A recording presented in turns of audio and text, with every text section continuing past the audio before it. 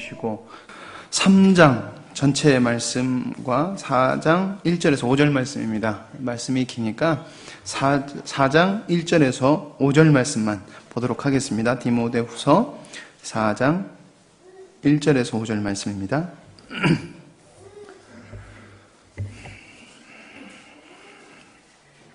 앞과 살아있는 자와 죽은 자를 심판하실 그리스도 예수 앞에서 그가 나타나실 것과 그의 나라를 두고 엄히 명하노니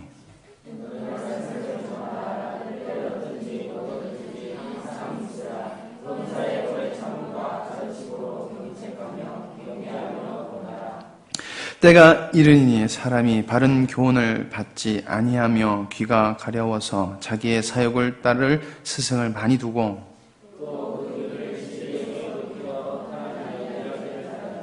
그러나 너는 모든 일에 신중하여 고난을 받으며 전도자의 일을 하며 내 직무를 다하라.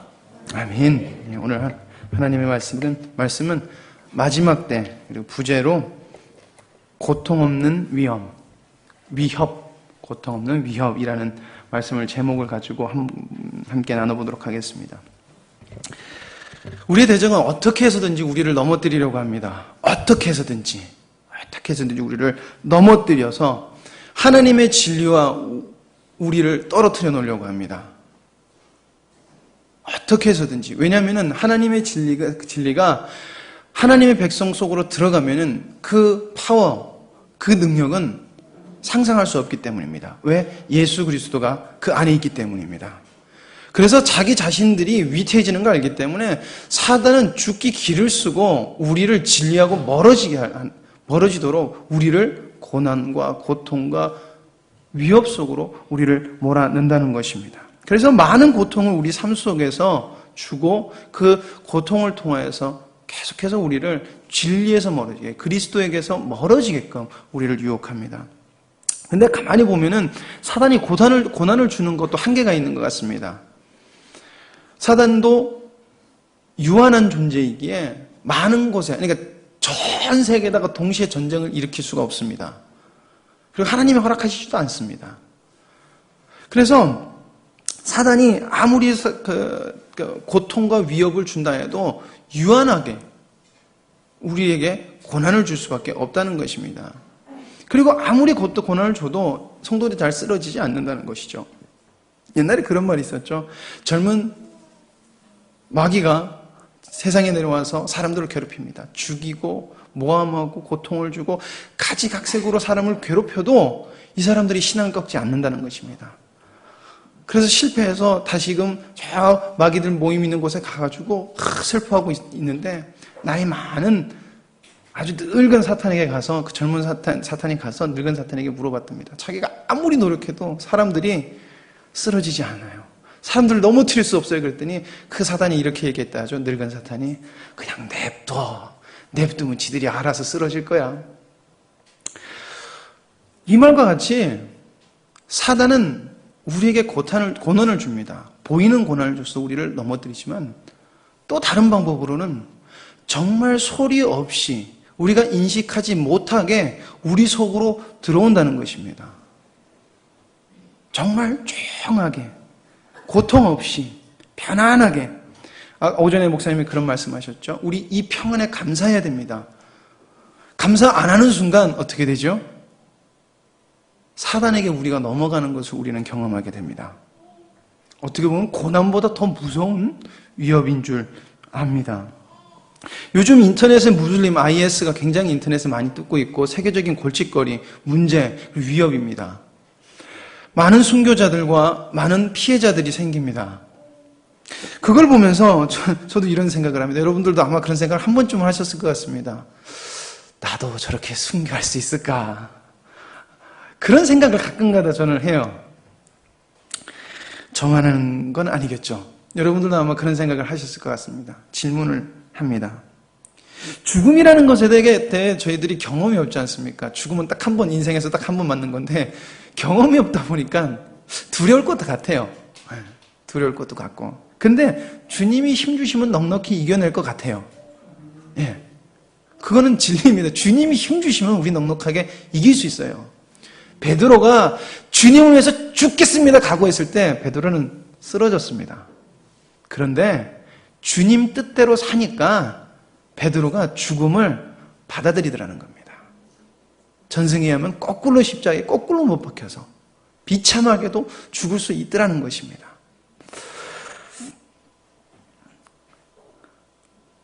여러분, 우리가 기억해야 됩니다. 사단은 고난과 고통으로만 우리를 위협하지 않습니다. 근데 여러분, 우리 잘 생각해보면 우리는 말세에 고통과 위협을 생각하면 누군가가 우리에게 육체적, 정신적 어려움을 주는 걸로 생각을 합니다. 사단이 이뿐만 아니라 세상의 것으로 우리를 유혹한다는 것을 계속 잊어먹게 해서 하나님께 우리를 멀게 하는 그런 전략을 세운다는 것이죠. 성경을 세대적 관점, 그러니까 성경은 한 세대 이렇게 분리해서 성경을 해석하는 사람들을 세대주의자라고 우리가 부릅니다. 들어보셨죠? 세대주의자 관점. 그 세대주의자 말을 따르면은 말세는 사람들이 점점 더 잔인해지고 타락한다고 생각을 합니다. 그리고 이러한 징조가 예수님이 다시 오실 징조, 즉 말세의 징조라고 생각을 한다는 것입니다. 혹시 여러분 이렇게 생각하십니까? 여러분들 이런 생각 가지고 계십니까? 근데 이 생각은 100% 틀린 건 아니지만은 굉장히 큰 오류가 있다는 것입니다. 왜냐하면 인류가 타락한 후부터 지금까지 너무나 잔인했고 너무나 타락한 모습으로 계속해서 지속되어 왔다는 것입니다. 지금 많은 사람들이 죽이죠. 그렇죠? 무기가 얼마나 발달되어 있습니까? 우리가 알다시피 1차 세계대전, 2차 세계대전 어마어마한 전쟁을 통해서 진짜 수많은 사람, 수백만 명이 죽었습니다. 그래서 우리는 시대가 가면 갈수록 잔인해지고 사람들은 더욱더 포악해진다 이렇게 생각을 하는데, 만약에 여러분들 생각을 돌이켜서 저기 중세시대나 저기 로마 시대로 가서 지금 쓸 수 있는 무기를 그 사람한테 그대로 준다고 생각해 보십시오. 그러면은 지금보다 더 끔찍한 일이 벌어졌을지도 모릅니다. 그때는 인간의 존엄성이라는 게 아예 없었기 때문에, 그때 시대상이. 그래도 지금은 인간의 존엄성을 세운다, 인간은 고귀한 존재다라고 얘기를 하니까 그나마 사람 죽이는 것에 대해서 굉장한 반대가 있지 않습니까? 그렇죠? 이건 무엇을 말하냐면은 인간은 타락한 후부터 지금까지 끝없이 잔인했고 계속해서 더 잔인해질 수 있는 존재라는 것을 계속해서 우리에게 보여주고 있다는 것입니다.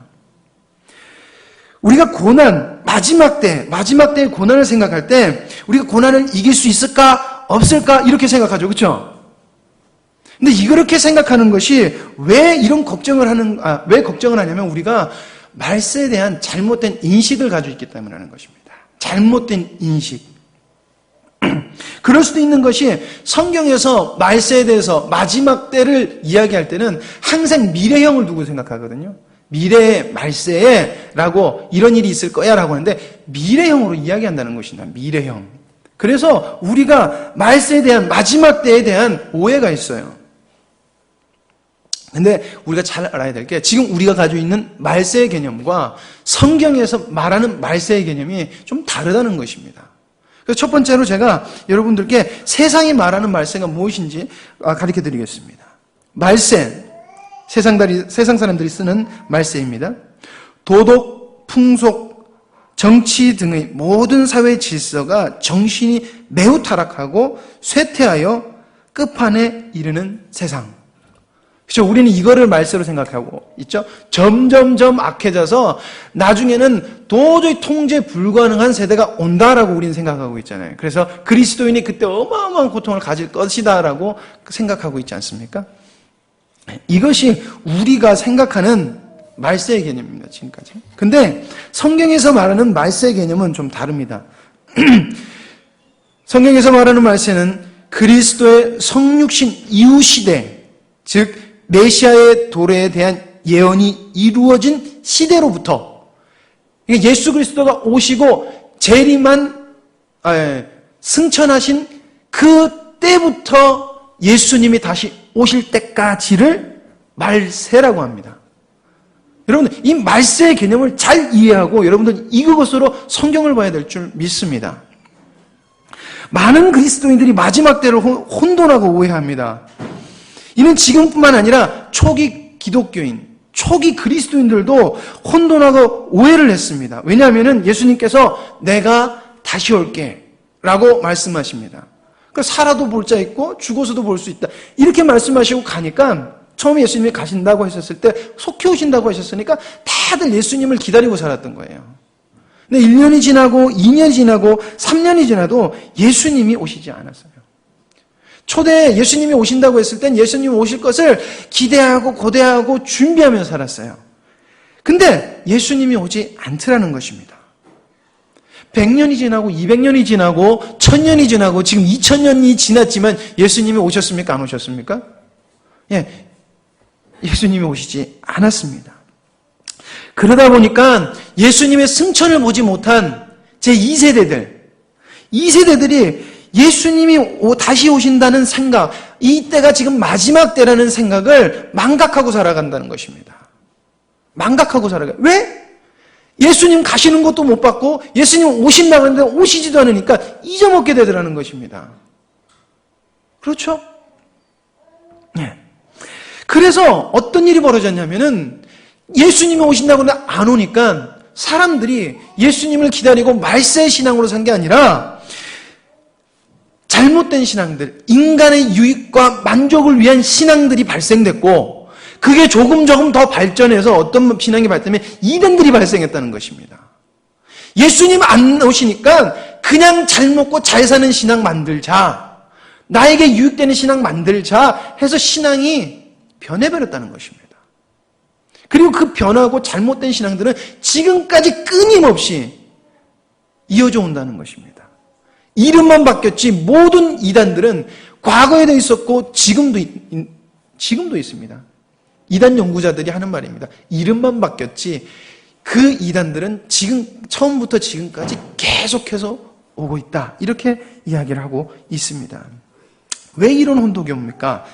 마지막 때, 즉 말세에 대한 잘못된 인식, 그리고 하나님이 역사를 이루어 가시는 우리가 이 과정 속에 살고 있다는 것을 망각하고 있기 때문에 우리가 마지막 때를 살지 못하고 혼돈과 오해로 살아가고, 그리고 잘못된 이단들, 잘못된 신앙들이 생겨나게 되더라는 것입니다. 다시 한번 강조합니다. 하나님은 선포하십니다. 그리고 그 선포는 반드시 이루어집니다. 여러분 이건 믿으시기 바랍니다. 하나님이 선포하신 것은 반드시 이루어집니다. 이루어졌다. 그리고 우리는 그 과정, 즉 말세 시대를 살아가는 존재라는 것을 여러분들 기억하시기 원합니다. 그렇다면 우리가 마지막 시대, 마지막 때 말세를 살아가는 우리가 주의해야 될 것이 무엇인지 오늘 말씀을 통해서 함께 나눠보도록 하겠습니다. 첫 번째, 징조를 우리는 알아야 된다. 징조. 오늘 말씀 3장 말씀에 보면은 사도 바울이 디모데에게 19가지 징조를 말해줍니다. 19가지 징조. 디모데후서 3장 2절에서 5절 말씀입니다.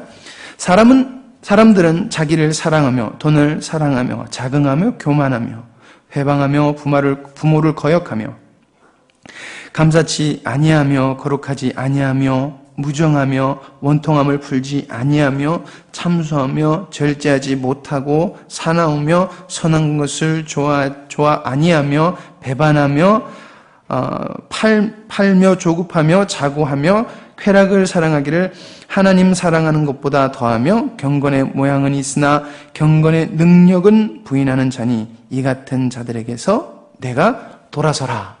19가지를 이야기합니다.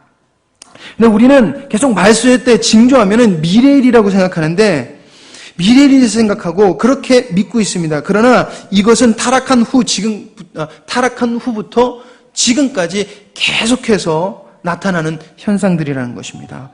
왜 바울은 디모데에게 이런 말세의 19가지, 이 19가지 징조를 말했을까요? 그것은 저는 그 이유를 바울은 디모데에게 철저히 세상 속에서 살아가는 자들의 모습을 보여주고, 그리고 이러한 모습들이 자신이 마지막 때를 살고 있는 것을 망각하는 사람들에게서 나타날 모습이다라는 것을 디모데에게 강하게, 아주 강하게 그리고 애절하게 이야기하고 있다는 것입니다. 그렇다면 조금 많기는 하지만 19가지 징조를 여러분들 그냥 읽는 것과 이 내용의 뜻을 알고 또 보는 것은 다르기 때문에 조금 길긴 하지만 한번 나눠보도록 하겠습니다. 긴 건 길게 할 거고 제가 짧은 건 짧게 하고 넘어갈 것입니다. 첫 번째, 자기를 사랑하며, 그리고 두 번째, 돈을 사랑하며. 이것은 여러분들 모든 죄악의 뿌리입니다. 모든 죄악의 뿌리. 진정한 복음이 없는 자들은 계속해서 자기를 사랑합니다. 자기를 사랑하고 돈을 사랑합니다. 성경에서도 돈을 사랑함이 일만하게 뿌리라고 이야기를 하고 있습니다. 타락 후 지금까지 복음이 없는 자들은 계속해서 자신과 돈을 사랑하며 살아왔고 살아갈 것입니다. 세 번째, 자랑하며. 이 자랑하며라는 단어는 알라존이라는 단어, 헬라어로 알라존이라는 단어인데 어떤 뜻을 가지고 있냐면은 헛되이 잘난 체 하는 사람이라는 뜻을 가지고 있습니다. 자랑하며, 나 그렇게 자랑하지 않는데, 이렇게 우리 생각하죠. 근데 이 알라존이라는 단어가 여러분들 시골에 가면, 시골 장터에 가면은 약장수들 오죠, 약장수들. 그 약장수들이 파는 약이 효능이 있습니까? 없습니까? 돌파리들입니다. 근데 어머니, 아버님, 이 약 한번 잡숴봐.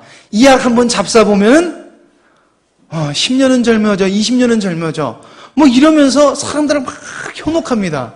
그쵸? 저희들이 가서 보면 저걸 왜 사? 그런데 가면은 꼭 사시는 분들이 있어요.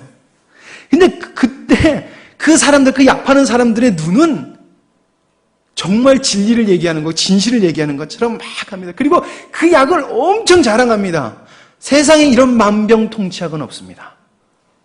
그때 사용했던 단어가 알라존, 자랑하며 라는 말을 썼다는 것입니다.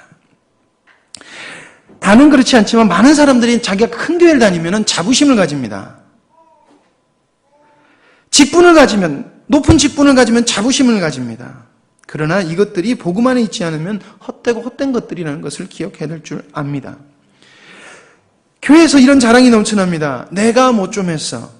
내가 성경 좀 많이 봤어. 내가 책도 많이 봤어. 내가 새벽기도 빠진 적 없어. 이런 것들 귀하지요. 그러나 그 속에 복음이 없고 주님의 사랑이 그 속에 없다면은 돌파리 약장수가 효능도 없고 몸에도 아주 독 같은 약을 만병통치약이라고 속이면서 헛된 것을 자랑하듯이 자랑하는 것이 될 수 있다는 것을 말하는 것이 여기 말로 자랑하며 라는 것입니다. 기억하시기 바랍니다. 네 번째입니다. 네 번째는 교만하며. 여기서 교만이라는 말은 거만하다는 말인데 이것은 위에 자랑하다는 말과 함께 생각해야 됩니다. 함께 이해해야 됩니다. 그 약장수한테 가서 돌파리한테 가서 이렇게 말하면은 아마 몰매 맞을 겁니다. 야, 이 돌파리야. 그러면은 몰매 맞을 것입니다. 왜? 돈을 또 벌어야 되지만 이 사람들도 자기가 이야기 만병통치약이라고 스스로가 속고 있고 그 약에 대한 자부심이 있습니다. 근데 여기서 교만하다는 말이 헛된 것을 가지고 있지만은 이게 진리인 양 사람들이 거만해져서 하나님의 말씀을 받지 않는다는 것을 이야기하고 있는 것입니다. 그냥 거들먹거린다 이 정도가 아니라 헛된 것을 가지고 거만하게 주님을 대적한다는 것이죠. 다섯 번째입니다. 비방하여. 이 말은 언어 생활로 하나님과 이웃을 무시하는 말을 한다는 것입니다. 인간은 타락한 후 자기 자신에게 도취되어 살아갑니다. 즉 선악과를 먹은 후 우리는 우리 생각이 100% 옳다. 내 생각은 아주 옳은 생각들이다. 내가 하는 말은 아주 바른 말이다. 내 결정은 좋다. 이렇게 생각하며 살아갑니다.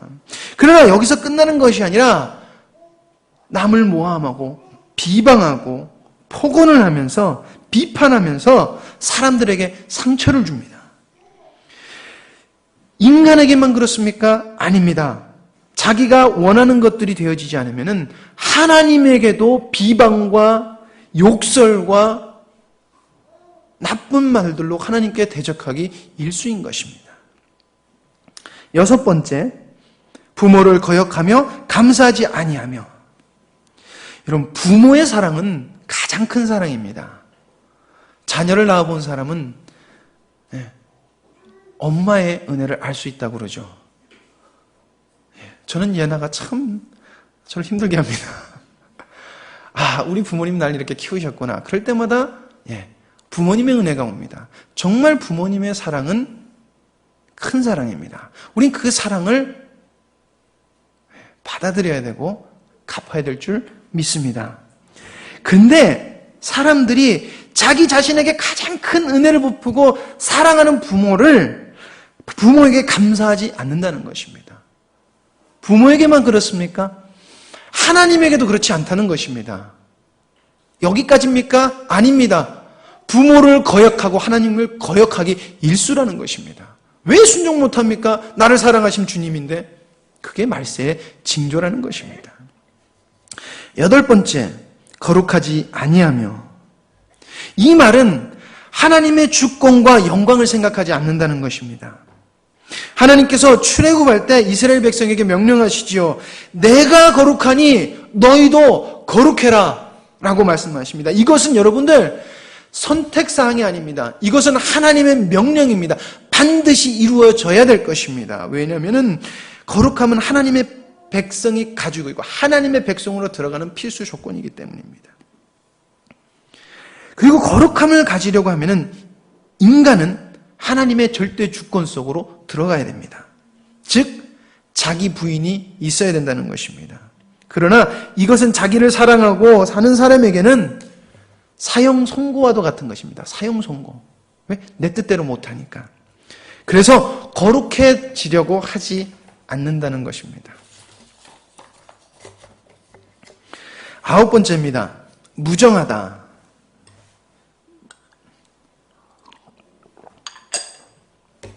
무정하다는 말은 아스트로고이라는 말로서 동물들의 어미와 새끼의 본능적인 애정, 본능적인 사랑에서 파생된 단어입니다. 근데 말세에 그런 원초적인 사랑까지도 결핍이 되어버린다는 것입니다. 우린 미디어를 통해서 많은 뉴스들을 접합니다. 근데 그 중에서 제일 안타까운 것은 세월호도 안타깝지만은 어떻게 사랑하는 사람끼리 사랑하는 가족을 죽일 수 있을까? 특히 존속, 살인 그 사건이 날 때 참 마음이 아파요. 왜 저 사람들이 저렇게까지 악해질 수 있을까? 그래서 많은 사람들이 이렇게 이야기합니다. 말세야. 정말 여러분 말세가 가까워서 이런 일이 있습니까? 아닙니다. 인간은 자신의 이익과 욕심, 자기를 위해서는 자기 부모도 죽이는. 그래서 과거에 보면은 과거에 자기 신에게 자기 자식을 잡아 바치는 일이 너무 비일비재했다는 것입니다. 자기 사랑, 자기 욕심, 무정함, 그 원초적인 사랑과 애정도 메말라 버린다는 것입니다. 열 번째입니다. 원통함을 풀지 아니한다. 원통함을 풀지 않는다는 이 말 헬로어로 아스폰토이라는 말을 씁니다. 이 말은 아라는 부정사 그리고 스폰테라는 말이 합해진 단어입니다. 고대 그리스 시대 때 전쟁을 하다가 휴전을 하잖아요. 그러면 모여서 잔치를 한답니다. 그렇게 잔치를 한 다음에 축배를 들어요. 그때 그 술을 스폰테라고 불렀다고 합니다. 거기다가 아를 붙이면 어떠다? 원통함, 너와 적대감을 내가 풀지 않겠다는 말이 돼버리는 겁니다. 그래서 여기 성경에 아스폰토이 이렇게 쓰고 있는 것입니다. 우리는 용서해야 됩니다. 용서해야 되는 거 알고 있죠. 그래서 주기도문에서도 너희들 용서해라 라고 이야기하고 있습니다. 사람이 살다 보면은 기분 나쁜 일이 있습니다. 마음이 상할 수도 있습니다. 실망할 수도 있습니다. 그래서 다툴 수도 있습니다. 그러나 절대 원통한 분을 내 마음에 품어서는 안 되는 것입니다. 그것을 두면 안 되는 것입니다. 우리는 예수님께서 용서하라 명령하셨기 때문에 순종하여 용서를 해야 됩니다. 그래서 여러분들 용서하려고 애쓰시죠. 근데 그렇게 용서할 때 진정으로 용서할 때가 아닌, 표면적은 용서하지만은 내적으로 나의 심령 깊은 곳에서 용서 안 할 때가 너무나 많다는 것입니다. 용서는 했는데 분노를 늘 가지고 있는 모습을 가지고 산다는 것입니다. 그것을 오늘 말 원통함을 풀지 아니하며 아스폰토이라고 이야기를 합니다. 11번째, 참소하며.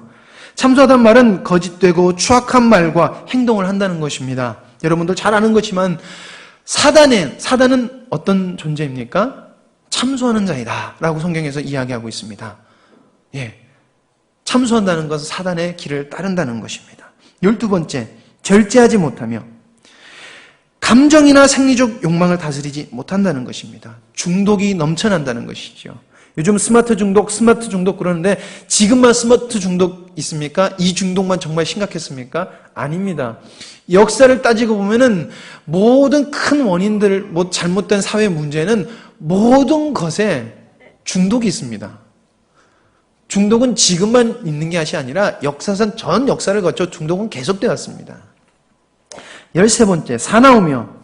이 말은 야만적 행동, 문명과 거리 먼 행동을 한다는 것입니다. 여러분 가끔가다 TV나 영화를 보면은 그 마귀 숭배하는 사람들이 어떻게 저런 짓을 하지?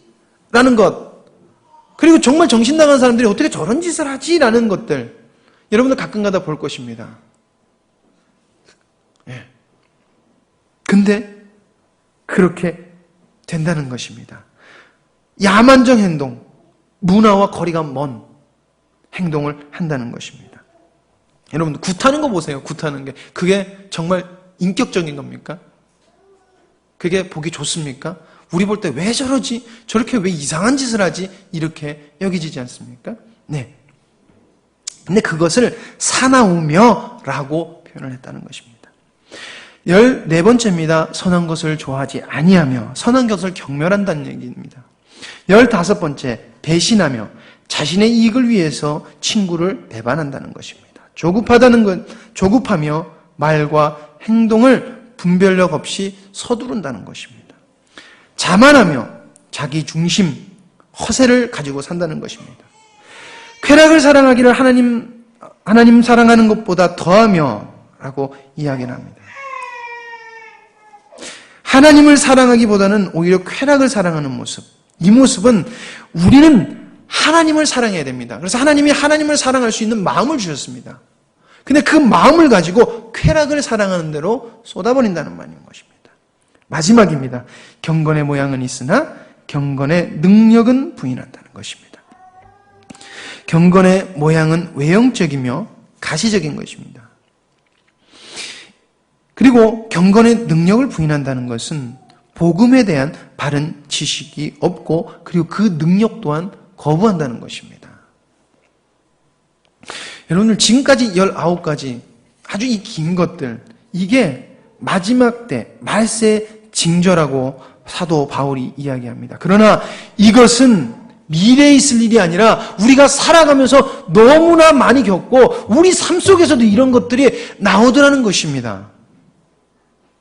우린 계속해서 그건 먼 훗날 이렇게 정해놓고 살아갑니다. 그래서 혹 고난이 오면은 내가 잘 이겨야지 이렇게 생각합니다. 아닙니다. 지금 이런 생각들이 우리 삶 속에서 벌어지고 있다는 걸 우리는 인식해야 됩니다. 그리고 아주 많이 벌어지고 있다는 것을 인식해야 됩니다. 그러나 사단은 계속해서 지금은 말세가 아니야. 지금은 아니야. 미래에 있을 거야. 지금은 편하게 있어도 돼.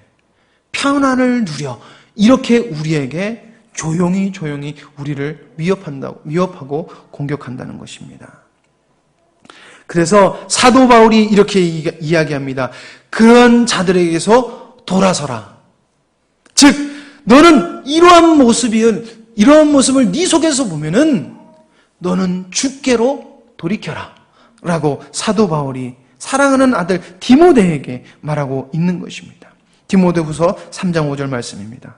경건의 모양은 있으나 경건의 능력은 부인하는 자니 이 같은 자들에게서 내가 돌아서라.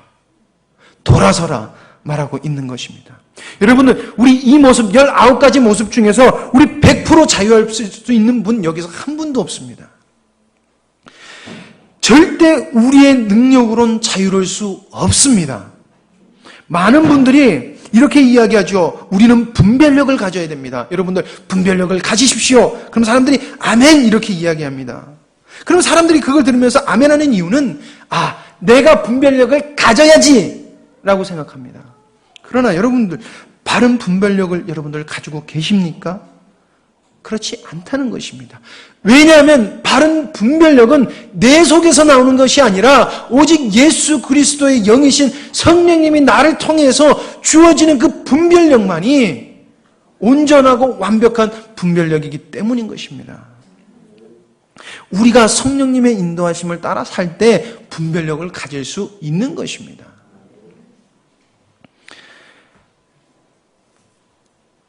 예를 들어서 중들도 세상이 악해져 가는 것 압니다.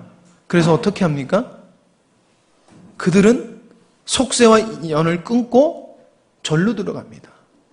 그게 과연 바른 모습입니까? 그리고 그들이 정말 진정한 분별력을 가집니까?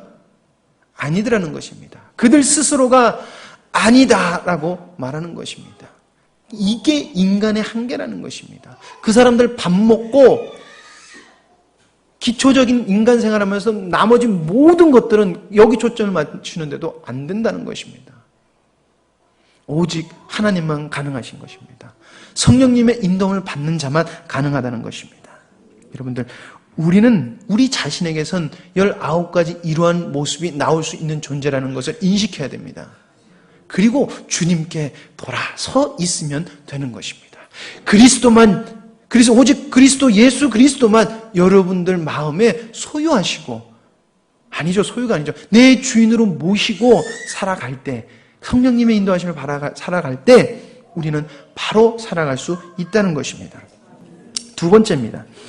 미혹에 주의하라 라는 말입니다. 미혹에 우리는 주의해야 됩니다. 2주 전에 여러분들 목사님께서 미문 앞에서 구걸하는 앉은뱅이를 고치는 기적으로 그 본문을 가지고 설교한 것, 여러분들 많은 은혜 받으셨죠? 많은 은혜 받으셨죠? 이럴 때 크게 해야지 우리 목사님이 좋아하시잖아요. 성경을 보면은 많은 언어적 유희가 있습니다. 언어 플레이를 해요. 단어 가지고 플레이를 하거든요. 그리고 미문 앞에 앉은 구걸하는 앉은뱅이 사건도 언어적 유희를 사용하고 있습니다. 여러분들, 앉은뱅이가 앉아서 구걸한 문이 어떤 문인지 혹시 아십니까? 혹시 아십니까? 미문입니다. 예, 미문이고 금문이라고도 합니다. 예. 왜 성경은 미문을 등장시켰을까요? 그것은 아름다움에 사로잡혀서, 화려한 것에 사로잡혀서 예수 그리스도를 보지 못하는 인간의 악함을 고발하는데 그 이유가 또한 있는 것입니다. 그렇죠? 우리가 일어나는 것을 예수 그리스도로 명하노니 일어날지어다라고 했을 때 우린 기적에 초점을 맞췄잖아요. 그렇죠? 근데 그것도 있지만은 인간은 아름다움에만 포커스를 맞추고 사는 것을 또한 고발하는 내용이기도 하는 것입니다. 미문은 메시아이신 예수님이 예루살렘으로 입성하셨을 때 사용했던 문입니다. 그리고 유대인의 전통에 따르면은 메시아가 반드시 이 문으로 들어올 것이라고 이야기합니다. 우리가 잘 아는 것처럼 메시아, 예수 그리스도 메시아가 오셨습니다. 그리고 그 문을 통과했습니다. 근데 그 문으로 통과하고 메시아가 들어갔는데 그 메시아를 맞이했던, 즉 세상에 아름답고 화려한 것을 추구했던 사람들이 예수 그리스도를 어떻게 했습니까? 메시아를 어떻게 했습니까? 죽였다는 것입니다. 자신들이 생각하는 화려한 메시아가 오지 않고 아름다운 것이 오지 않자 진정한 메시아를 죽여버렸다는 것입니다. 여러분들, 왜 미문이 화려했는 줄 아십니까? 왜 금문이라고 불리는 줄 아십니까? 금으로 치장되고 아주 화려하게 해놨기 때문에. 왜? 사람들이 그런 것을 사랑하기 때문에. 화려하고 아름다운 것을 사랑하기 때문에 자기 자신들이 그렇게 만들어놨다는 것입니다. 여러분, 지금도 그 미문이 있거든요. 그 미문이 근데 지금 막혔어요. 근데 유대인의 전통에 따르면은 메시아가 유대인도 그 재림, 그 부활을 믿습니다. 그래서 메시아가 오실 때 죽은 사람도 살린다는 유대 전통이 있습니다. 그래서 그 미문 앞에 이렇게 산이 있는데 그 산 바로 앞에 무덤이 쫙 있어요. 그리고 그 무덤의 땅값이 어마어마하게 비싸요. 왜 그런 줄 아십니까? 메시아가 올 때 제일 좋은 명당에서 제일 화려하게 자기가 부활하고 싶은 인간의 욕망이 그 반대쪽으로 보면 무덤으로 쫙 있어요. 그래서 여러분 예루살렘 그 사진 볼 때 금돔 있죠? 그렇게 보시잖아요. 금돔이 있으면 이쪽 산으로 무덤 막 까맣게 돌박스로 이렇게 막 있는 거 있죠? 보죠? 그게 그렇기 때문에 거기가 그렇게 지대가 생긴 것입니다. 이 모습은 말세를 살아가는 성도들에게 아주 강력하게 경고합니다. 아름다움 그리고 화려함에 속지 마라. 아름다움과 화려함에 속지 마라.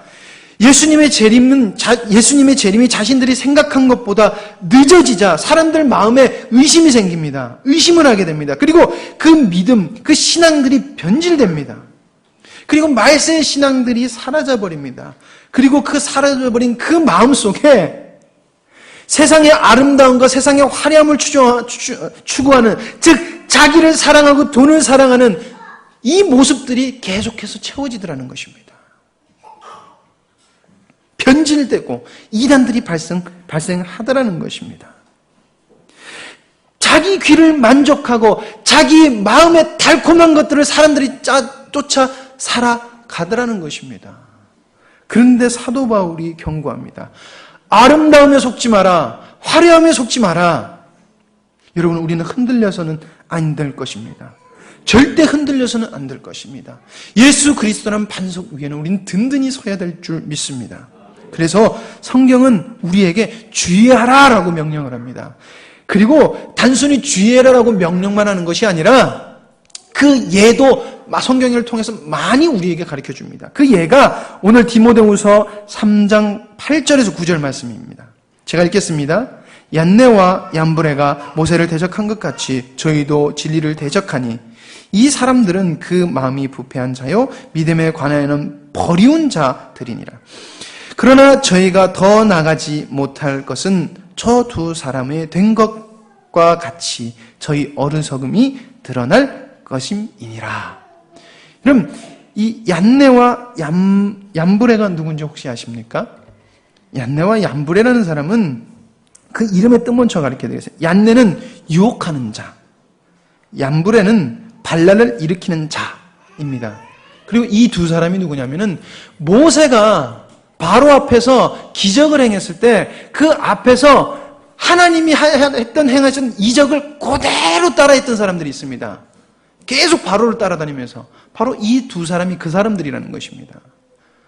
무엇을 말하고 있냐면은 말세는 화려한 것, 즉 어떻게 보면 이게 교회에서 있는 것, 이게 예수님의 능력이다라고 느껴질 만큼 화려하고 아름답게 우리 성도들을 속이고 들어온다는 것입니다. 그리고 이게 진리인 양 성도들을 속인 다음에 악의 구렁텅이를 끌고 간다는 것입니다.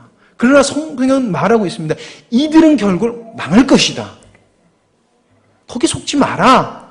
거기 가면 망한다라고 성경은 우리에게 말하고 있다는 것입니다. 사도 바울이 마지막 때, 즉 이 시대에, 우리가 살아가는 시대에 성도들이 계속해서 잘못된 진리를 배우고 아름다운 것과 화려한 것만을 사모하고 살아가려고 한다는 것입니다. 왜? 자기를 사모하니까. 그래서 은사도 사모하고, 그래서 사람들을 섬기고, 그리고 봉사하면 화려하잖아요. 돈 많이 갖다 건물 줘주면 화려하잖아요. 그게 잘했습니다 박수 쳐주잖아요. 복음을 위해서 자기 한 인생 한 명 변화시키다, 진정으로 변화시키다 간 사람은 너 도대체 인생 뭐했냐? 라고 손가락질하잖아요. 어디서? 교회에서. 그렇지만은 이상한 사람들 많이 만들어놓고 교회가 커지면 박수 쳐주는 시대가 지금이라는 것입니다.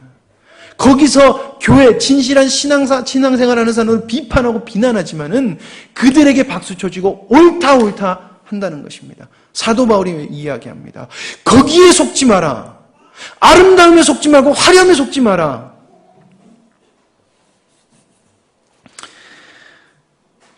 사도 바울이 이러한 자들이 얀네와 얀브레라고 말하고 있습니다. 바로 하나님을 대적한 자들이라는 것입니다.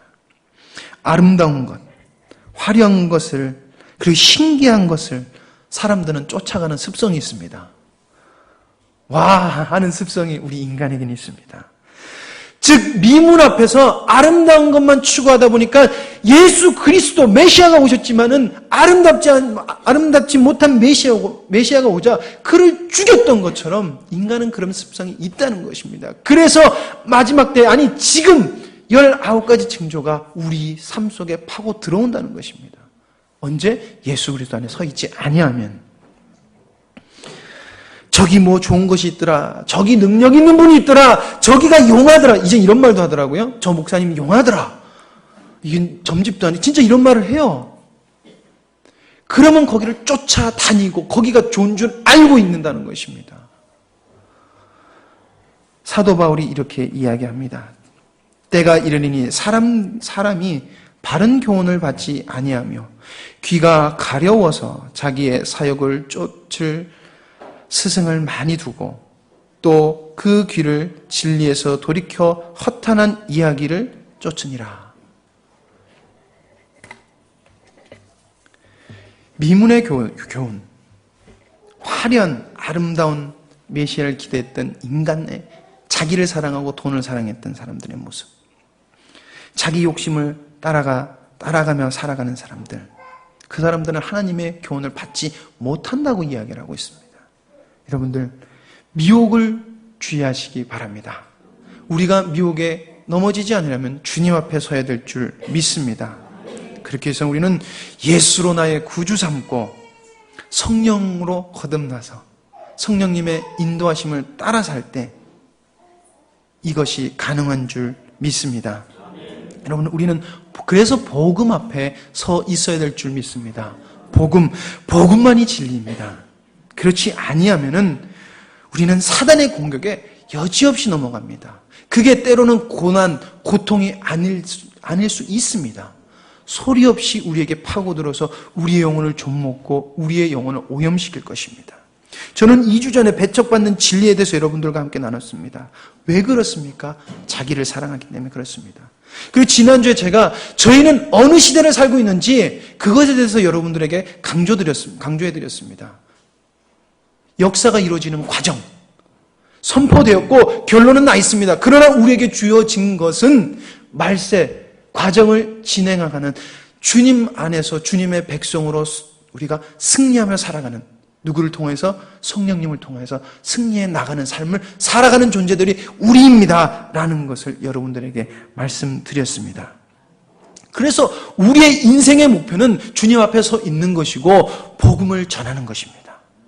그 복음은 아침에 목사님의 사명으로 쥐어짜는 것이 아니라 넘쳐 흘러가야 될 줄 믿습니다. 그리고 우리가 노력한다고 되지 않게 우리는 날마다 주님 앞에 그것을 위해서 간구하며 기도해야 될 줄 믿습니다.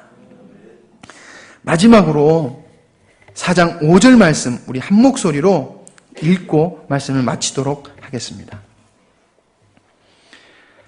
4장 5절 말씀 같이 읽도록 하겠습니다.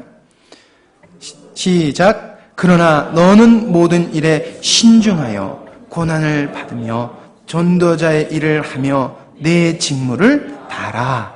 아멘. 여러분, 이 말을 하고 사도 바울이 나는 이제 하나님 곁으로 돌아갑니다. 디모데야, 나는 하나님 곁으로 간다. 그런데 나는 가지만 저 본향에 이제 나를 향한 나에게 의의 면류관이 준비되었다라고 당당하게, 어찌 인간이 당당할 수 있겠습니까?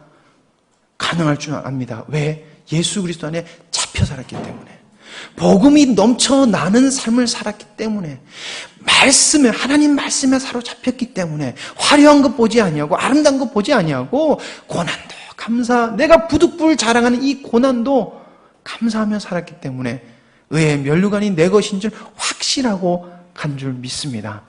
그게 저와 여러분들의 삶이 되어야 될 줄 믿습니다. 그것을 먼저 살아가라고 하나님께서 우리 교회에게 귀한 은혜를 주셨습니다. 그리고 그 주셨다는 것은 이루어졌다는 것입니다. 받은 줄 알고 나아갔을 때 하나님께서 우리 영광스러운 교회를 통해서 귀한 은혜를 이루어 가실 줄 믿습니다. 기도하겠습니다. 하나님 감사합니다. 저희들에게 귀한 것을 허락하셔서 듣는 길을 허락하셔서 주님을 바라보게 해주시니 감사합니다. 하나님, 그러나 저희들이 섰다고 생각할 때 넘어지지 않을까 우리 주의해야 될 줄 압니다. 주님께서 말씀하셨기 때문입니다. 하나님, 혹여나 지금 내가 잘 서 있다 생각하고 있습니까? 하나님, 두렵고 떨림으로 회개하게 하여 주시옵소서. 다시 한 번 더 나에게 이 19가지 징조, 소리 없이 나를 위협하고 내 속을 좀먹고 있는 이 말세의 징조가 내 속에 있지 않는가 돌이키게 하시고, 그 모습을 가질 수밖에 없는 내 자신을 돌아봄으로 말미암아, 깨달음으로 말미암아 주님, 나 이런 존재예요. 그러기에 주님, 그러기에 주님이 필요합니다. 주님의 사랑이 필요합니다. 주님의 긍휼하심이 필요합니다. 라고 간절히 기도하는 저희들이 될 수 있도록 주님 인도하여 주시옵소서. 날마다 그 사랑이 저희들 마음속에 넘치길 원합니다. 주님의 복음이 넘치길 원합니다. 쥐어 짜서 복음을 전하는 것이 아니라 흘러 넘침으로 복음이 전파되길 원합니다. 그럴 땐 고난이 문제가 아닐 줄 압니다. 그때는 정말 고난도 감사일 줄 압니다. 하나님, 저희들은 할 수 없습니다. 다시 한번 주님 앞에 고백합니다. 저희들 할 수 없습니다. 주님, 분배령을 주시고 저를 주관하사 주님 인도하여 주시옵소서. 성령님, 나의 주인이 되어 주시옵소서. 나의 모든 것을 인도하여 주시옵소서. 나의 죄악을 깨닫지 못한 것이 있습니까? 눈을 열어 알게 하시고 주님 앞에 바라봐야 될 것이 있으면 속히 깨달아 보게 하여 주시옵소서. 하나님, 화려한 것, 아름다운 것에 사로잡혀서 주님 보지 못하고 계속해서 주님을 배척했던 것 용서하여 주시옵소서. 나를 사랑했던 것, 돈을 사랑했던 것 용서하여 주시옵소서. 경건하다 경건하다 하면서 경건의 능력과 아무 모양도 없던 것을 용서하여 주시옵소서. 주님, 또한 주님, 저희들이 돌이켰을 때 받아주시고 세워가시는 주님임을 믿습니다. 그러니 감사합니다. 주님, 은혜 내려 주시옵소서. 모든 것을 주님께 맡기오며 예수님의 이름으로 기도드립니다. 아멘.